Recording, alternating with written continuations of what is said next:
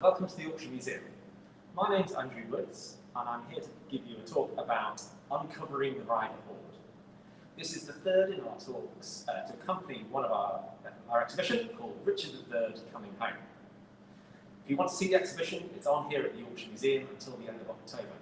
And this today is a chance for us to dig deeper into one of the star objects within that exhibition. I'm going to talk to you a little bit for maybe 15 minutes about why I think this is so exciting. But if you want to ask questions at any point, leave a comment either on Facebook or on YouTube, and I'll answer those at the end. And if for whatever reason the stream drops or you miss a bit, you can watch this again afterwards on our website, on YouTube, and on Facebook until the end of October. So then, uncovering the Ryther Hoard. The Ryther Hoard is one of the real stars of our exhibition, and this is it here. It is a pot in which 870 silver coins of the 14th and 15th centuries were found. It was found by a metal detectorist in the 1990s at a place called Ryther, which is about 9 or 10 miles south of York. We think it's really exciting, and I suppose what I'm going to talk to you about today is trying to understand why this hoard would have been buried and thinking about some of the reasons behind that. And the way we'll get at that is by looking at some of the coins that are inside, looking at the fronts and backs, what they can show us, and tell us when it dates from and what the historical context is. And we're going to touch upon how it connects to the life and times, and indeed death, of Richard III. So then, to get into this hoard, we need to look quite closely at a few of the coins in it. And I'm just going to hold one or two up to show you. And the first ones we'll look at are the backs of the coins, and they're the three up here. Now, medieval coins are all very standard in form. They all have this cross on the back, and then Latin in circular pattern all the way around. So they all read Posui Deum Audiatorum Meum, which is, I have made God my helper, around the edge. But what's helpful for us today is just this bit of Latin in the middle here. On this side it says Civitas, and on this side London, and that means the city of London. So really helpfully, all of the coins in this hoard tell us exactly where they're made. So this one is made in London, as are the majority of the coins in the hoard. This one, slightly less lovely, I will confess. You can't really read the Latin at all on this, it's almost worn flat. But in the very centre you have this little flowery design. And that means that this coin was made in York. The Archbishop who made coins here in the city, he marked them with this little flower design, and that shows that this is a coin from the city of York. And the English coins make up the majority of the coinage in the hoard. London, York, Bristol, Canterbury, all of these places made up most of the coins that were in the hoard. But interestingly, there are just a few others that are a little bit different. So this is a coin. Looks quite different. It has a cross design, but it's this sort of flowery cross in many ways. It still has Latin around the edge. But where all of the rest of the coins in the hoard are made in England, this one is made in Flanders, so on the near continent, in the Low Countries, modern day Belgium and the Netherlands. It shouldn't have happened. This is completely illegal in the 15th century. This coin shouldn't be circulating here. But it's about the same size and about the same silver as England's currency. And so it circulates alongside it in the same way that we have modern day fake coins circulating alongside ours. And you can see the coat of arms on the other side here, the symbol of Flanders. Now, the makeup of the coins, all the different mints and all the places that they were from in this hoard, is pretty typical. It's very similar to all of the other hoards we have of the period, and what it suggests to us is this is currency that had been circulated. It had been changed hand lots of times, it had become well mixed. This wasn't currency sort of carefully selected over a period of time, but probably pulled together in quite a hurry and put into the ground. That's quite an interesting thing. But when was it put into the ground? And that's, in some ways, really the most important thing. And how we can tell that is by looking at the other side of those coins. And that's by looking at the front of the coins. So, our medieval coins all look very similar.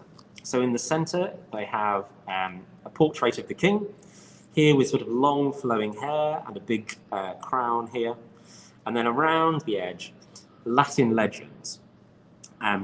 So they have the king's name, and you can maybe just make it out along the top here, which if I turn it around, I can read it too, which is, in this case, Henric.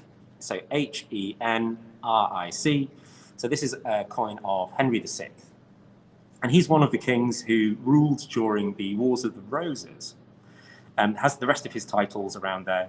King by the grace of God, King of England, and he claims to be King of France as well, even if he actually isn't. And so we have lots of coins of Henry VI in this hoard that look a bit like this. But this is the hoard buried just after the Wars of the Roses, so we also have lots of coins of his Yorkist rivals, in this case, Edward IV.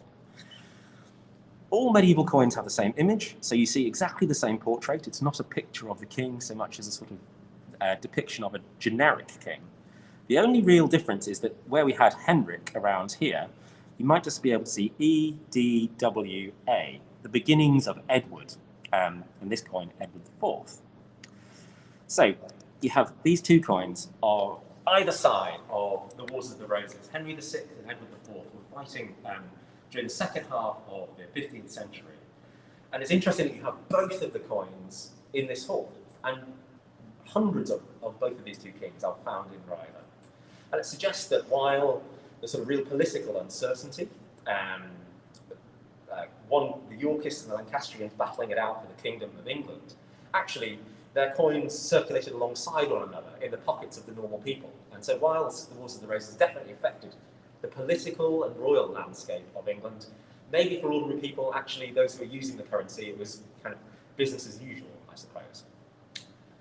Now, if I bring you back closer again, we have in the hoard only a very, very small number of coins of Richard III. And where I could show you some slightly bigger ones before, this is a coin, and we might just be able to see the letters RIC coming around here, which is beginnings of Richard. This is a coin that's been clipped, so it's had pieces taken off from all of the edges, so you actually lose most of the inscription. You can't really see it all that clearly at all.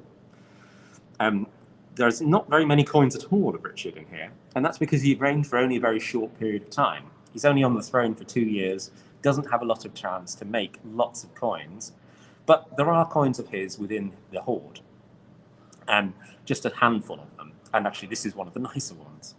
And perhaps most importantly of all is this one. And now you're going to have to take me with an eye of faith a little bit here. Under a magnifying glass, you can see that this one reads Henric as well. Where the previous one was Henry VI, this is a coin of Henry VII, the first of the Tudors, and the person who defeated Richard III and took the crown after his death. There's only 4 of these coins in the whole hoard, and that means we know it was buried very shortly after Henry's coming to power in 1485, and we can date each coin. They've got different symbols on them for each year, so we know that this is a coin. The latest coins in this hoard date from 1487, so 2 years after Richard died, and 2 years after Henry Tudor became king, the beginning of that Tudor dynasty. So why is 1487 interesting, and why might a hoard be buried there? In the period after Richard III's death at the Battle of Bosworth, and when the Tudor kings come to power, there is a continual series of rebellions in northern England. The north doesn't easily submit to the new Tudor kings. They're pushed back, and Yorkshire is really at the heart of much of that rebellion. In 1487, a boy, 10-year-old boy named Lambert Sindel is identified as potentially the rightful king of England, or at least someone pretends that he is, as the son, one of the princes in the Tower, the sons of Edward IV. And he is supported by an army who come over from Ireland and are supported by the continent and are found and do sort of move around northern England. And to fight against that rebellion in 1487, Henry VII brings his armies up to the north, and there is fighting at Tadcaster, which is only a matter of miles away from Ryther, where this hoard was buried. And in all likelihood, this hoard is associated with that period of uncertainty, with that period of warfare. In a world before banks, the reason why you bury coins in the ground is to keep them safe. And the reason why you don't come and dig them back up again is because you've been displaced from your land or killed. And so it's probably in that warfare that, that this is the reason why this was buried. If that's when, the really other interesting thing about it is where it was buried. And I've called it the Ryther Hoard, and that's because it was buried in lands in Ryther. And the person who owned the land on which it was buried in the 15th century is a man by the name of Robert de Ryther. He is a powerful landowner and is an important person in York. He's the Sheriff of Yorkshire, he's Constable of York Castle. He holds sort of important positions within the city, and it's buried on his land, which might lead us to imagine that this was Robert burying this in the ground. But I'm going to argue I don't think it is, because Robert lived beyond and indeed served under the Tudor kings in the 1480s and indeed beyond. And so he didn't die at a time when this could have been buried in the ground. So perhaps unlikely, but it may well have been someone in his household. And one of the other reasons why it might have been Robert is actually the vessel in which it's buried. So if I lift this up for you. So it's now incomplete, but originally it would have been up here. This is a very simple vessel. It's quite crudely made. You can see it's got these lumps where it's sort of coils of clay. It's a local type. It's made in the Humber area. And for a long time, these were called drinking vessels, but analysis of the residue inside suggests that these types of pots were actually urinals, literal piss pots in this case. So this is not a fancy bit of ceramic, not a fancy pot at all. It's a pretty common, pretty everyday thing. It would have been discarded. It's not the sort of thing necessarily that if you're a wealthy man, you'd be looking to bury things in, I suppose. The other evidence for it is actually in the types of coins that we find. And if I can just direct you at these three here. In the 15th century, there were 240 pennies in the pound. That's how it worked. And you had different sizes of coins to reflect the different denominations. So this one here is a penny. So there'd be 240 of these in a pound. This one here is worth 2 pennies, so 120. So this one is worth twice as much as this, and this one worth twice as much as this, so worth 4p. And each of these is equivalent to the amount of silver, I suppose. So you have twice as much silver in this one, and then twice as much silver in that. Where we get hoards, big hoards, valuable hoards, they often have these big coins in them, and indeed more valuable coins in gold. But in the Ryther Hoard, most of the coins are pennies. They're small denominations, the small change of the time. And the total value of all of that is about £6 in the 15th century, which is a fair amount of money, maybe £5,000 in the modern equivalent, but it's not a colossal amount of money. It's not the sort of money that Sir Robert might have had around himself. He would have been a richer person. So we're maybe looking at someone in his household, someone connected to him perhaps, but probably not the man himself. And so it's perhaps someone slightly further down society, I suppose. So then, how do we draw all of this together? I'm very happy to answer questions on any of that, but I'll just try and sum it all up for you. I think this is a hoard that we can be reasonably precise in when we date it to.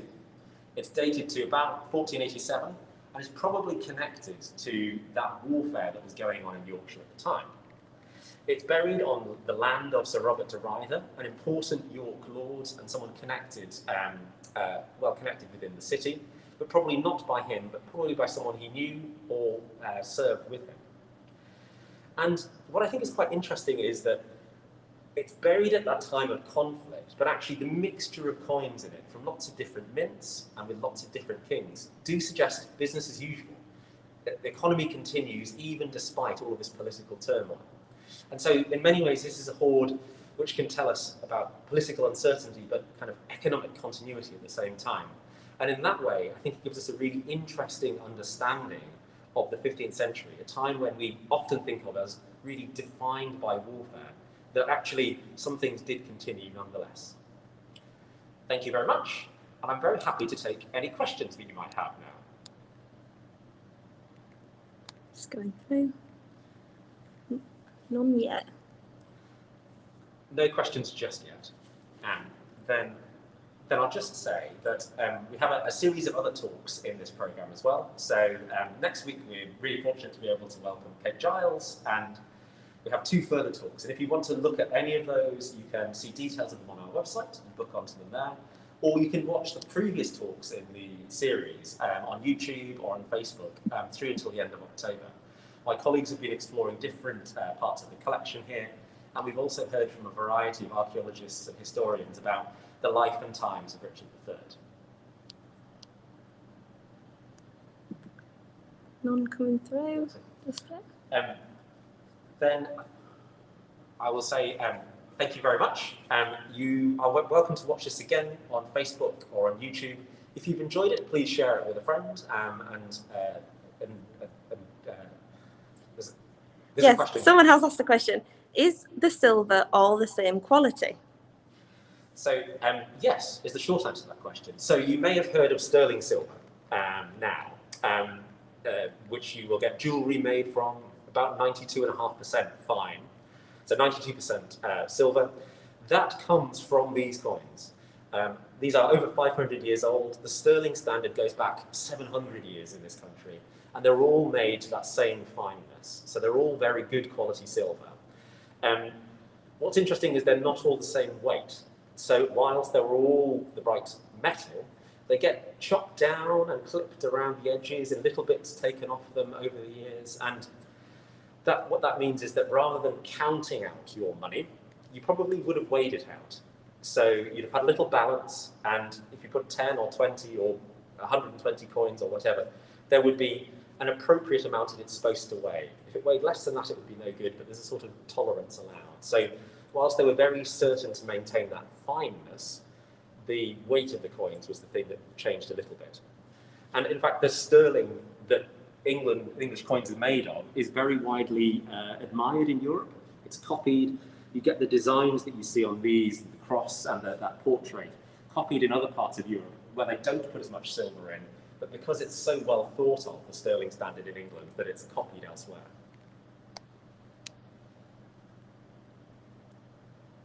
Someone's asked, when there was a change of king, were coins minted under the previous king still used? If so, when would they no longer be used? That's a really good question. And so I've shown you lots of coins that all look very similar.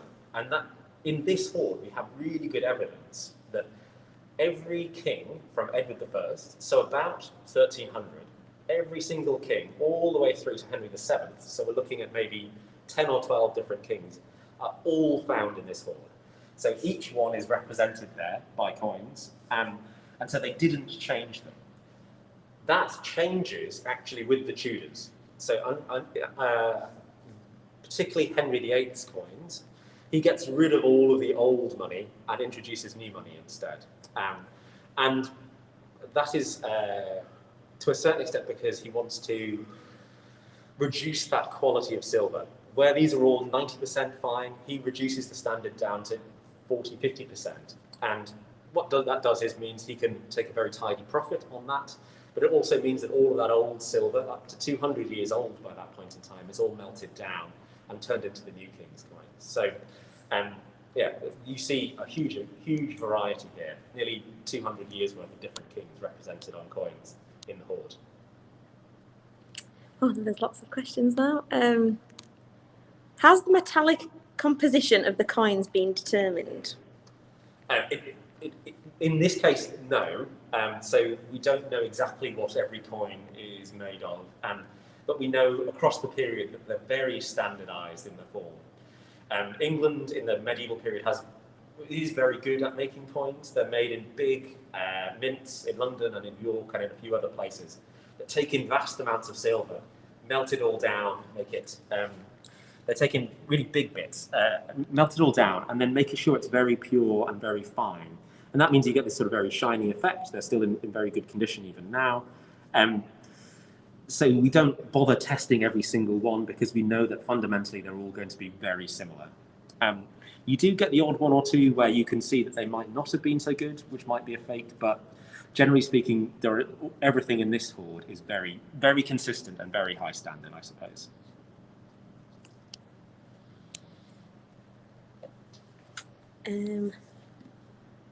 Someone's asked, were there any foreign coins found in the Hoard? You mentioned that at the beginning. Yeah, so if there are 817 coins in the Hoard, nearly 800 of them were struck in England. There are very small numbers struck in Ireland as well. So the kings of England at that point also rule in Ireland. So the mint in Dublin made a few, and they're found in the Hoard. There's a few Scottish coins, which is a different king, who sort of sneak their way into the English currency. And then the one I have brought out was this one here, which is a coin from Flanders, so made on the other side of the Channel, rather, in modern day Flanders. It has come. There's a lot of trade at this point in time between England and Holland and Belgium. The wool trade in particular sees vast amounts of currency and shipping go back and forth. And so this is one of the foreign coins in the Hoard, and it differs. If I put the two side by side, the English coins all have that portrait of the king on them, whereas this Flemish coin doesn't. It's a very different thing. It has a standard shield on one side, and then this sort of flowery cross on the other. But if you look at the two side by side, they're very similar sizes, similar fineness. In a big pile of coins, you probably wouldn't notice the difference.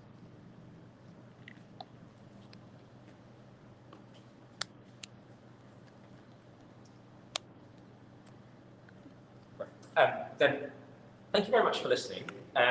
If you want to watch again, you can do so on YouTube or on Facebook. Please do check out our website. We have a series of talks, both by our curators and by external speakers, that you can sign up to and watch on there. You can watch previous versions of these talks about other objects in our collections on our website as well. And if you want to come and see the exhibition, Richard III Coming Home, you're welcome to do so. It's on at the Yorkshire Museum until the end of October, and you can book tickets on our website. Thank you very much for watching. I hope you've enjoyed yourself, and I'll see you next time.